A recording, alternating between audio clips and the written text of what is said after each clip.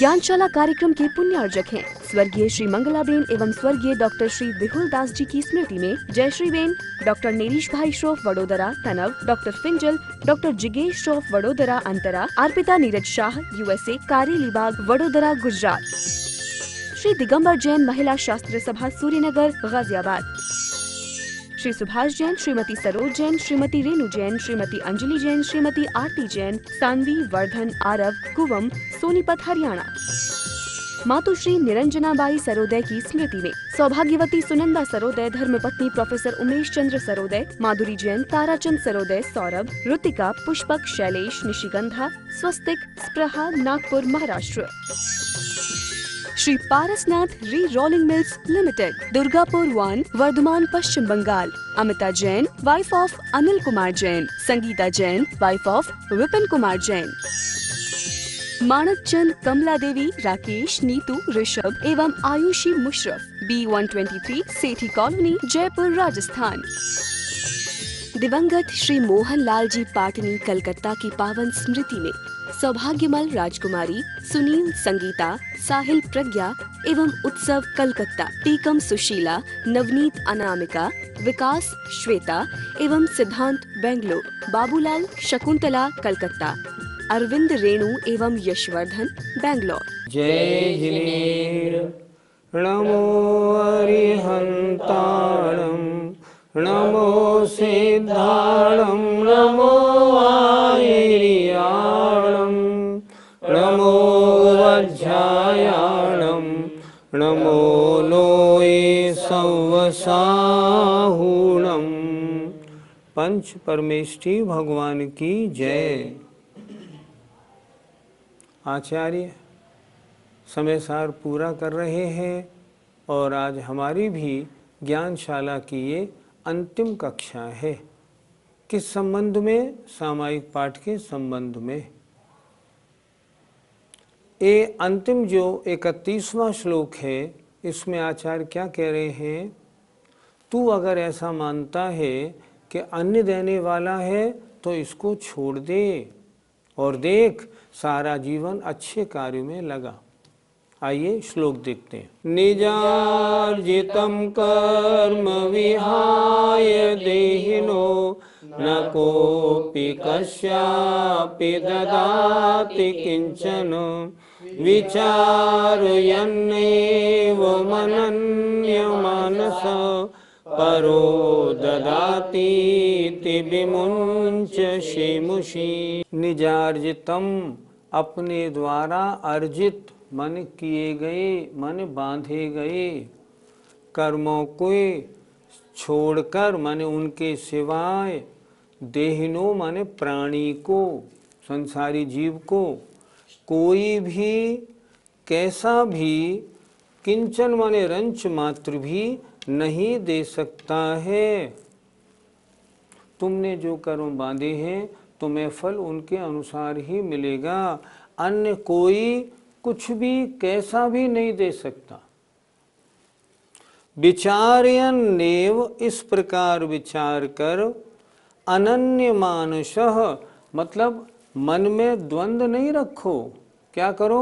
एकाग्र होकर, एकाग्र मन से, मन में निर्णय बनाकर, परो ददाति, अन्य देता है, इस प्रकार की बुद्धि को छोड़ दो। विमुंच, छोड़ दो। ऐसी धारणा नहीं बनाना कि अन्य भगवान देता है, वो फल हमको मिलता है। नहीं नहीं, जैसा करोगे वैसा भोगोगे।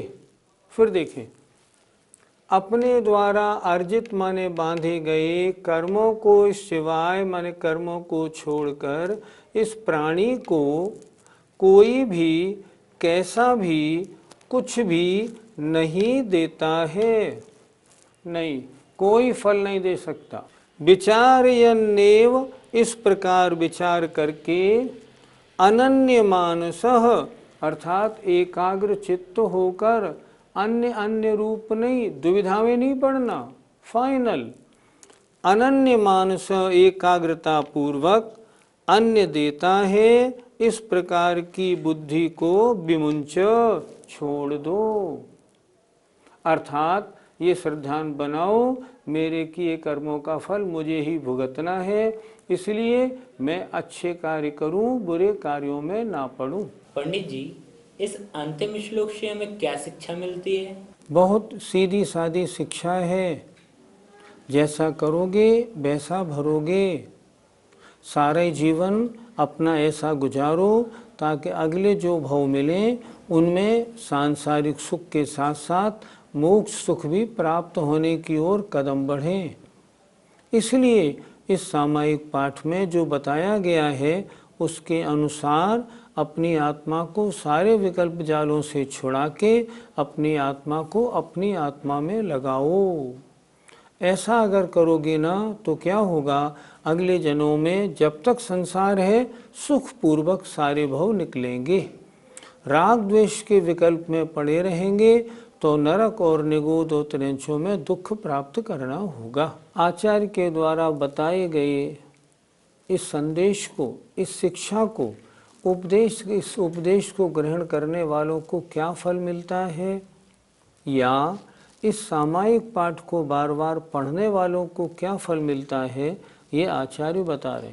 यही परमात्मा मित गति वंद्य सर्व विविक्तो वृषमनुवद्य शश्वदधीतो मनसि लभन्ते मुक्ति निकेतम विभव वरम ते। यही माने जो परमात्मा या आत्मा का शुद्ध स्वरूप अमित गति आचार्य के द्वारा वंदित है।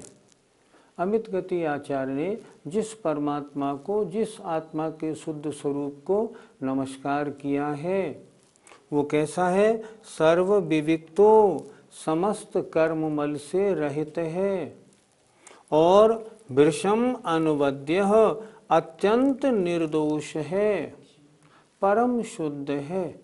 आत्मा की परम शुद्ध अवस्था का जो वर्णन अमित गति आचार्य ने यहाँ किया है, जो शाश्वत अधीतो, जो निरंतर पढ़ते हैं, चिंतन करते हैं, कैसे, मन से, जो निरंतर इसको मन से पढ़ते हैं वे श्रेष्ठ वैभव वाले, उत्कृष्ट वैभव वाले मुक्ति रूपी निकेतम माने महल को, निवास को प्राप्त होते हैं।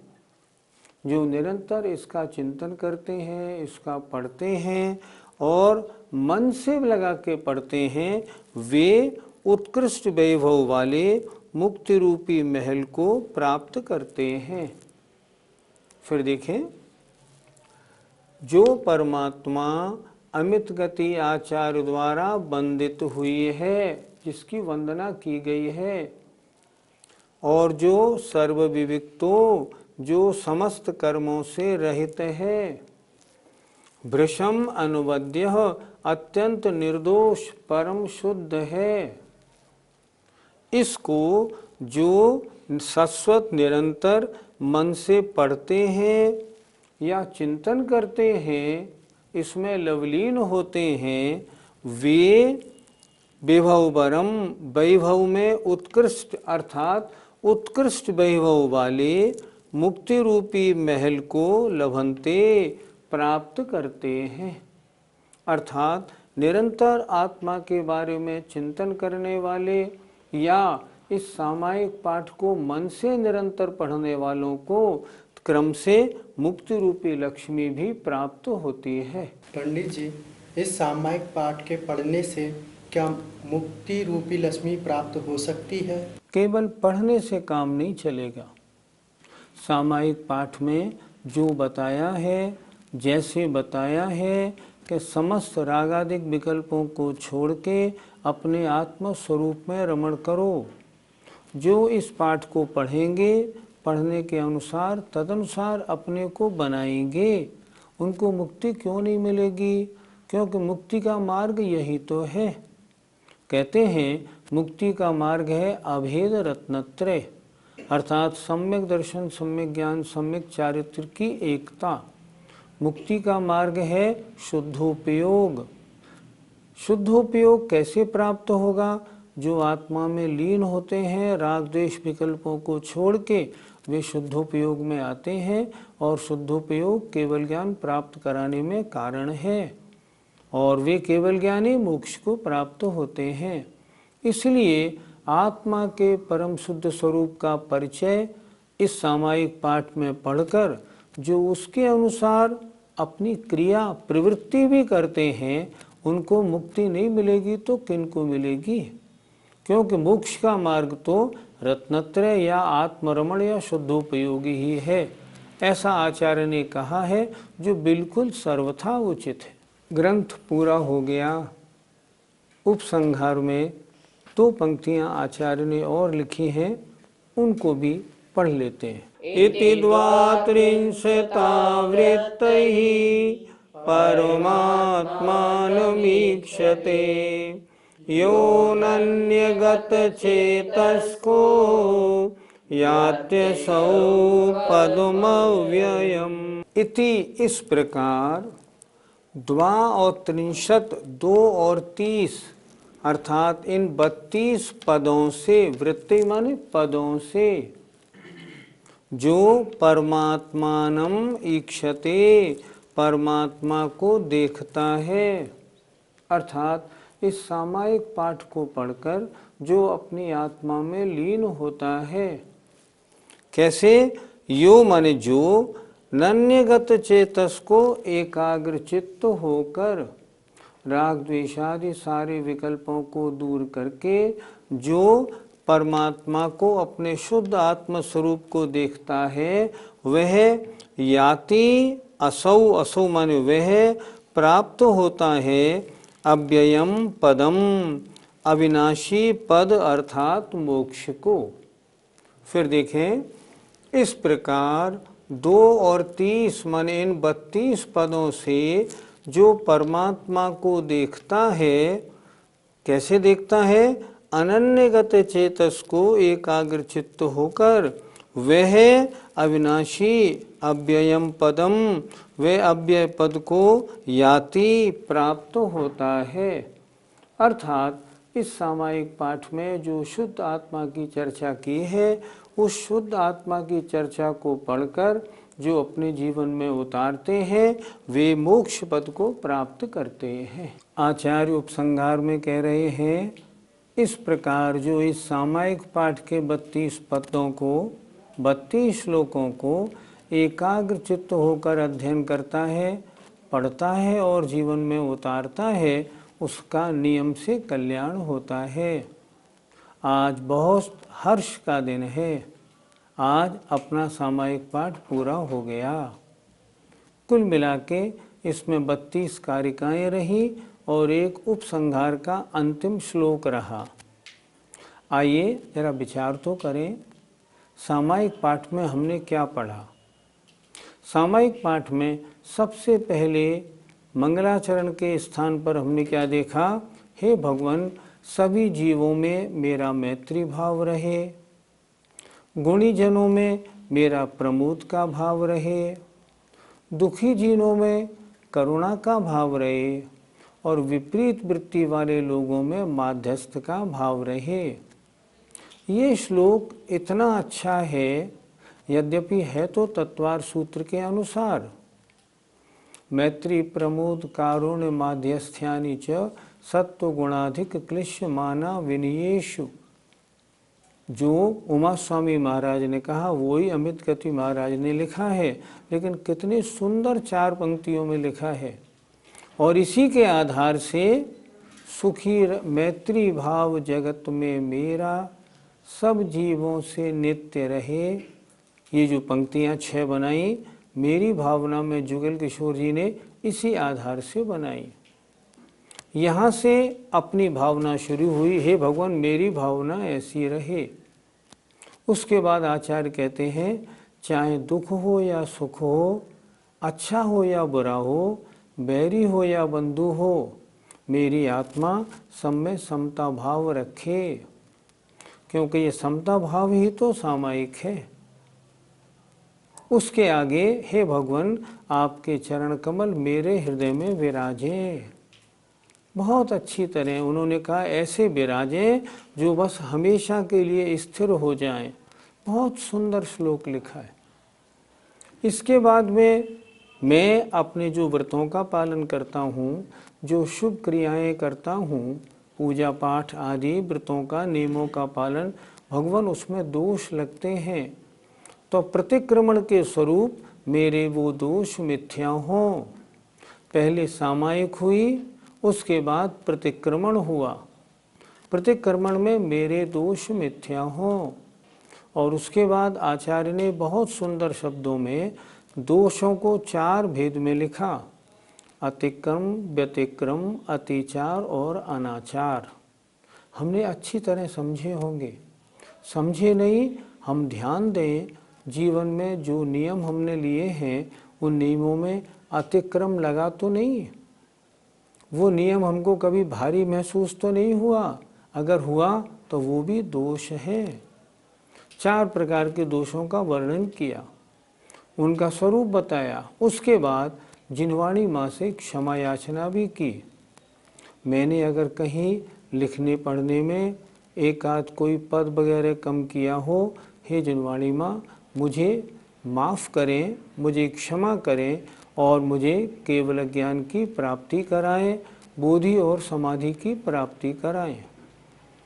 इसके उपरांत फिर जिसकी मैं वंदना कर रहा हूँ वह भगवान, वह देव कैसा है, उससे संबंधित 10 श्लोक बहुत सुंदर लिखे। ये 10 श्लोक ऐसे लिखे हैं जो हम किसी मंदिर जी में जाएं और भगवान के दर्शन करें, अगर इन 10 श्लोकों को बोल के दर्शन करें तो वास्तव में भगवान के शानदार दर्शन हमें मिले। बहुत अच्छी तरह से उन्होंने 10 श्लोक लिखे। उसमें 3 लोक के नाथ देवादिदेव के क्या गुण हैं, उनमें क्या विशेषताएं हैं, वो कैसे हैं, उनको बहुत अच्छी तरह निरूपित किया। उसके बाद उन्होंने ये बात स्पष्ट कर दी, सामायिक के लिए कोई आसन वगैरह नहीं चाहिए। आसन की बात नहीं, सामायिक के लिए तो आत्मा ही अच्छा आसन है। लेकिन आत्मा कैसी होनी चाहिए? सब राग द्वेषाद इंद्रियों के विषय और कषायों से रहित जो आत्मा है वह सामायिक का सही आसन है। अर्थात वैसी आत्मा अगर सामायिक करेगी ना, तब सामायिक का पूरा फल मिलेगा। और उन्होंने बता दिया अन्य आसनों की कीमत नहीं, सिर्फ परिणामों की कीमत है। आपने ये बात नोट की होगी, नहीं हो तो नोट कर लीजिए। पूजा करने में, जाप देने में, स्वाध्याय करने में, स्वाध्याय करने की कीमत नहीं, अपने परिणामों में जो विशुद्धि आई है कीमत तो उसकी है। अगर सामायिक हम कर रहे हैं और सामायिक करते समय अगर हमारे आत्मा के परिणामों में निर्विकल्पता हुई है, अगर राग द्वेष आदि विकल्प नहीं है, तब हमारी सामायिक शानदार है। उसके बाद परमात्मा का स्वरूप तो बहुत सुंदर लिखा है, कोई पदार्थ संसार का मेरा नहीं, मैं किसी का नहीं। संसार में कोई अपना नहीं, अपना तो सिर्फ आत्मा है। और इस आत्मा में, अगर इस आत्मा में राग द्वेष आदि विकल्प आते हैं, इससे संसार भ्रमण होता है, कर्म बंध होता है और संसार बंधन टूटने का कोई प्रश्न नहीं होता।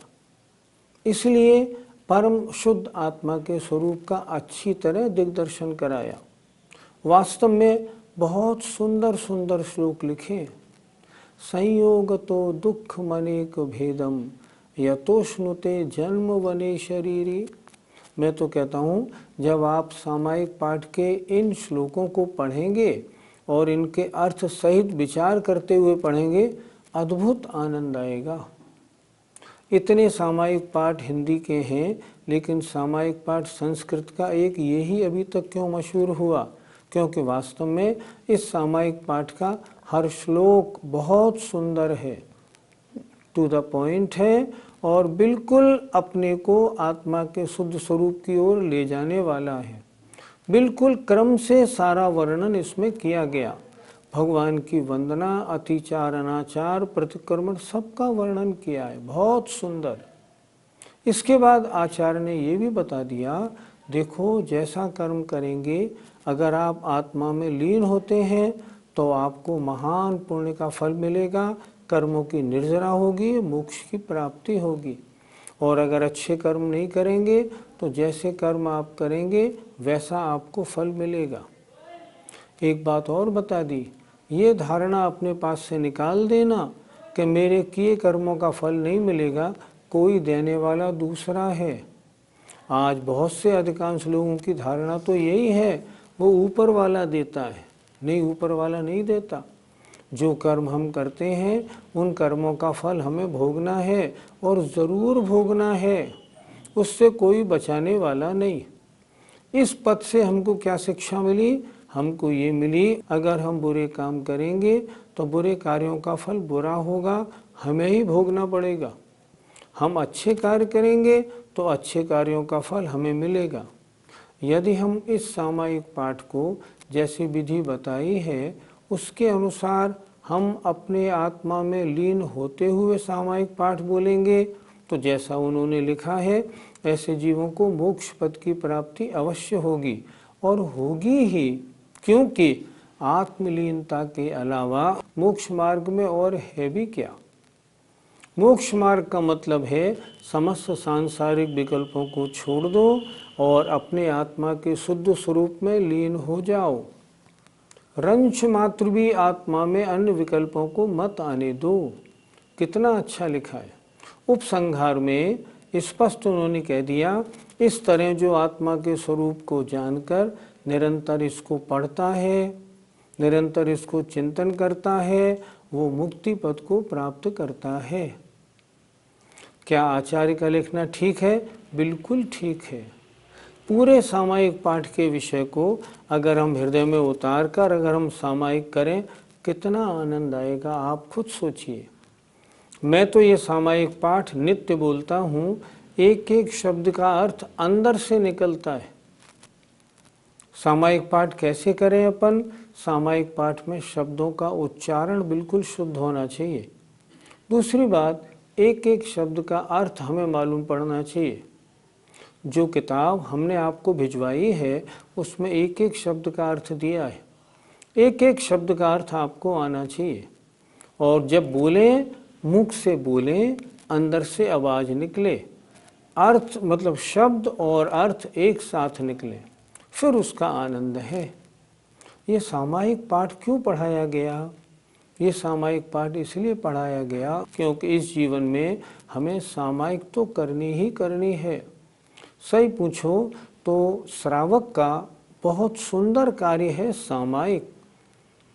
मैं कहता हूँ पूजा से भी अच्छा काम सामायिक करना है, क्योंकि पूजा में तो भगवान के साथ भक्ति होती है, इसमें भक्ति तो होती है, वीतरागता की ओर कदम बढ़ाना भी होता है, आत्मा के शुद्ध स्वरूप का परिचय होता है। जब वो श्लोक आते हैं जिनमें आत्मा के स्वरूप का वर्णन है, अरे रोंगटे खड़े हो जाते हैं कि मेरा स्वरूप है क्या। हमें भान होता है कि मैं वास्तव में हूँ कैसा, आज हूँ कैसा रहा हूँ। इसलिए मेरा निवेदन, आप सब लोगों ने सामायिक पाठ बहुत मन से पढ़ा। अब आपसे एक नम्र निवेदन है, इस सामायिक पाठ की पुस्तक को आप उठा के रखिएगा नहीं। हमने जब इष्टोपदेश भिजवाया था उसके साथ सामायिक पाठ की किताब भी आपको भेजी थी, भावना द्वात्रिंशतिका सामायिक पाठ। इस सामायिक पाठ की किताब को होशियारी से रखिए और जब भी सामायिक पाठ पढ़ें एक एक शब्द के अर्थ को विचारते जाइए। ये सामायिक पाठ जीवन की अनमोल निधि है। अगर इसको आप मन लगा के करेंगे ना, आपको सातिशय पुण्य का बंध होगा। जय जिनेन्द्र। संत शिरोमणि आचार्य विद्यासागर जी महाराज की जय। अमित गति आचार्य की जय। सामायिक पाठ ग्रंथ की जय। ज्ञानशाला कार्यक्रम के पुण्यार्जक हैं स्वर्गीय श्री मंगलाबेन एवं स्वर्गीय डॉक्टर श्री विहुल दास जी की स्मृति में जयश्री बेन, डॉक्टर नेरीश भाई श्रोफ वडोदरा तनव, डॉक्टर फिंजल, डॉक्टर जिगेश श्रोफ वडोदरा अंतरा, अर्पिता नीरज शाह USA कारेलीबाग वडोदरा गुजरात, श्री दिगंबर जैन महिला शास्त्र सभा सूर्यनगर गाजियाबाद, श्री सुभाष जैन, श्रीमती सरोज जैन, श्रीमती रेणु जैन, श्रीमती अंजलि जैन, श्रीमती आरती जैन, सानवी वर्धन आरव कुवम सोनीपत हरियाणा। मातुश्री निरंजनाबाई सरोदय की स्मृति में सौभाग्यवती सुनंदा सरोदय, धर्मपत्नी professor Umesh Chandra Sarodaya, Madhuri Jain, Tarachand Sarodaya, Saurabh, Ritika, Pushpak, Shailesh, Nishigandha, Swastik, Spraha, Nagpur Maharashtra. Shri Parasnath re rolling mills limited, Durgapur 1, Bardhaman Paschim Bengal. Amita Jain, wife of Anil Kumar Jain, Sangeeta Jain, wife of Vipin Kumar Jain. Manak Chand, Kamla Devi, Rakesh, Neetu, Rishabh एवं आयुषी मुशरफ, B123 सेठी कॉलोनी, जयपुर राजस्थान। दिवंगत श्री मोहन लाल जी पाटनी कलकत्ता की पावन स्मृति में सौभाग्यमल राजकुमारी, सुनील संगीता, साहिल प्रज्ञा एवं उत्सव कलकत्ता, टीकम सुशीला, नवनीत अनामिका, विकास श्वेता एवं सिद्धांत बेंगलोर, बाबूलाल शकुंतला कलकत्ता, अरविंद रेणु एवं यशवर्धन बेंगलोर।